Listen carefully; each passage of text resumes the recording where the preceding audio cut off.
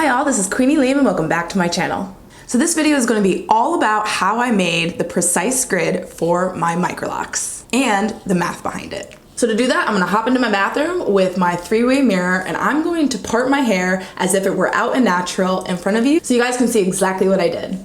So this video is part one of a two-part series because there's just so much information that's going to be in these videos that I had to split it into two separate videos. So make sure after watching part one, which is this video, you go straight to part two.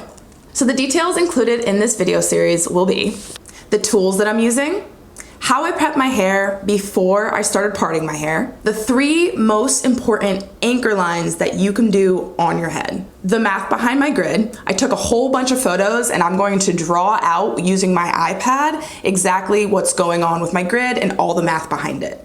The mistakes I made on my first grid and how I went about correcting them on my second grid. And then I'm just going to answer some common questions that a lot of people have asked me about my grid. So if you're interested in this video, make sure to subscribe below.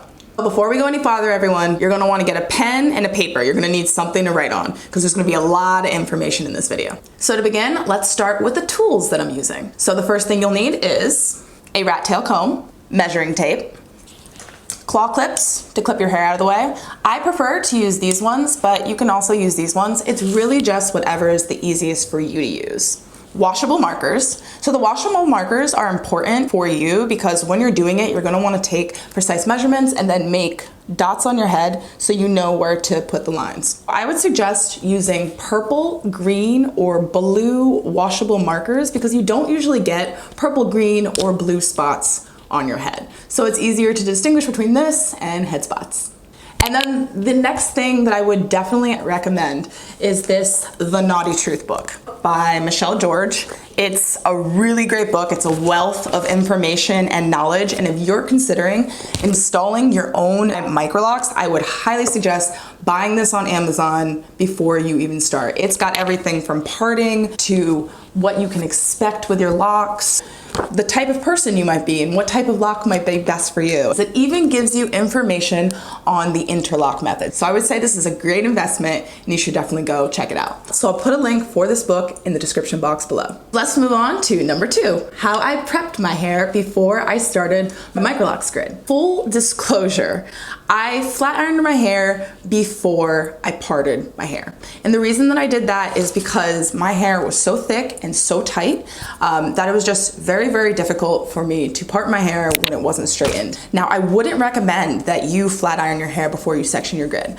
I just wanted to let you know that I did it so that you have all of the information so that you can make informed decisions. My hair is very thick, very tight, and it shrinks a lot. So to have it in that state, it was darn near impossible to get straight lines without me causing excessive damage to my hair when I pulled it apart. So what I would recommend, washing your hair with a really good clarifying shampoo. The clarifying shampoo that I use is the Suave's Daily Clarifying.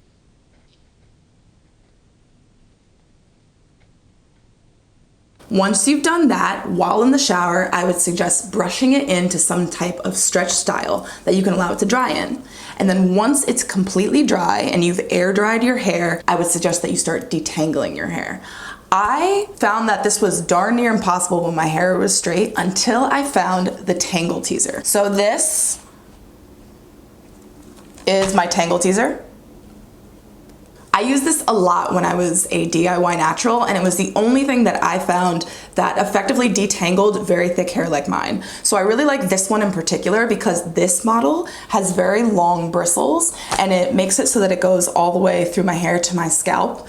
And then on top of that, I like this brush in particular because you'll notice that the bristles are one smooth piece connected to this. So unlike a normal brush, your hair will not get stuck between the bristle and the base of the brush, and therefore it prevents a lot more breakage than other types of brushes. So I naturally have very thick hair, and I have 668 locks installed on my head, and I made sure to do smaller locks in the front and bigger locks in the back to condense my volume. So right now I'm gonna pull my hair up into a bun and I'll let you see if this looks like it's too much for you.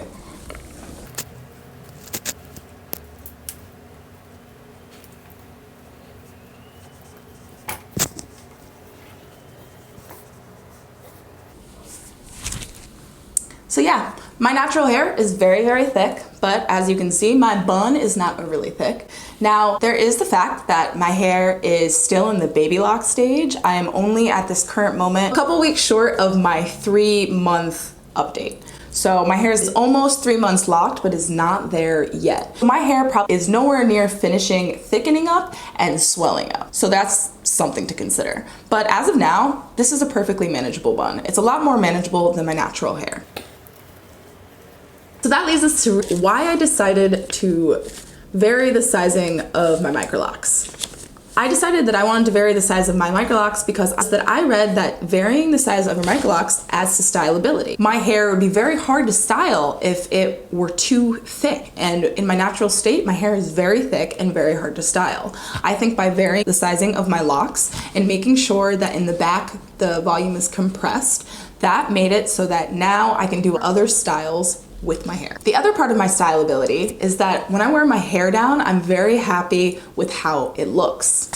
So as you'll see, in the front, I did very, very small locks, somewhere between 1/4 of an inch and 5/16 of an inch. And then in the back, I did 1/2 an inch.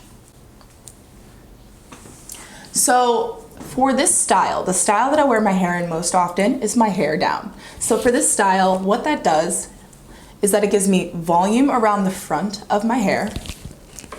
And then in the back, where I'd usually have way too much volume, it gives me a nice slope that slopes down. So here's my theory. My theory is that if you put smaller locks in the front, in the thinner parts of your hair where you have less density, it adds volume because it adds surface area. And then conversely, if you put larger locks in your denser areas, it compresses surface area and therefore condenses the volume and gives you a little bit more of a slope in the places where your hair is thicker. So now we're gonna launch right into sectioning my grid and establishing the 3 important anchor lines. So to do that, I'm gonna hop into my bathroom with my 3-way mirror and I'm going to part my hair as if it were out and natural in front of you so you guys can see exactly what I did. So make sure you still have that pen and paper. So now I'm gonna show you my 3 most important anchor lines. So the first line is my center line. The center line starts at the front of your head, right in the middle, and goes all the way down the back to the top of your spinal cord. So let's make that right now.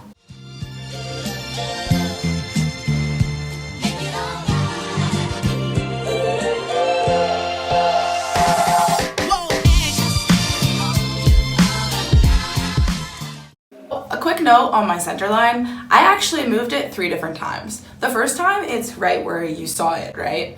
But then I measured from here to my ear and from here to my ear, and I found that there was about 1/2 inch more on this side than there was on this side. So then I tried to redo my center line. So I moved it over 1/4 of an inch this way. But when I did that, it was no longer in the middle of my widow's peak. So I made the decision that rather than having it actually in the middle of my head between my ears, I found that it was more aesthetically, it looked better aesthetically to have it right in the center of my widow's peak. And that makes sense because no one's head is really perfectly symmetrical. So now let's move on to the second most important anchor line, and that will be your crown line. Your crown line starts behind your ear, goes up to the top of your head, intersects with your center line at a 90-degree angle, and then comes back down behind your other ear.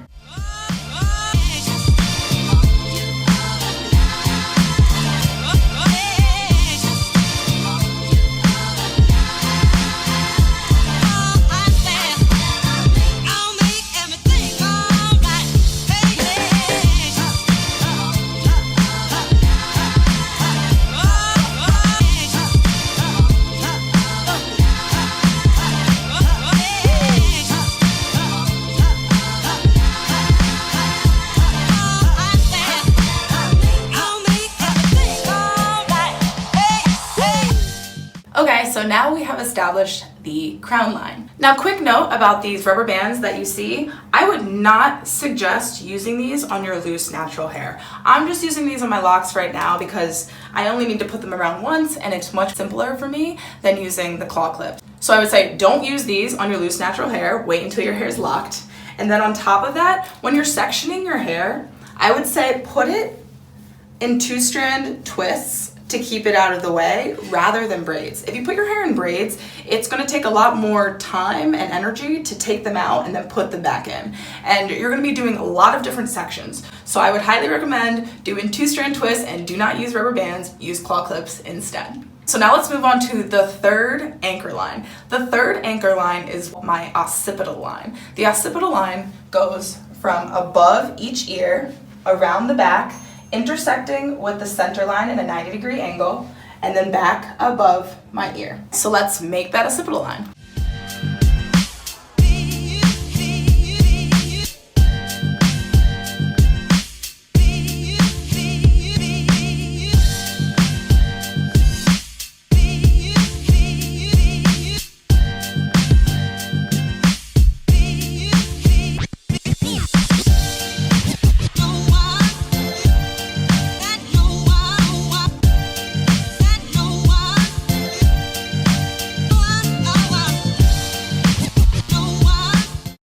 So now I have established my occipital line. Now we have established our 3 most important anchor lines, which are the center line, the crown line, and the occipital line. So now you can make your way to part 2 of my video series, where I will continue to section my hair down into those 40 original mini braid sections, and we will jump straight into the math behind my grid.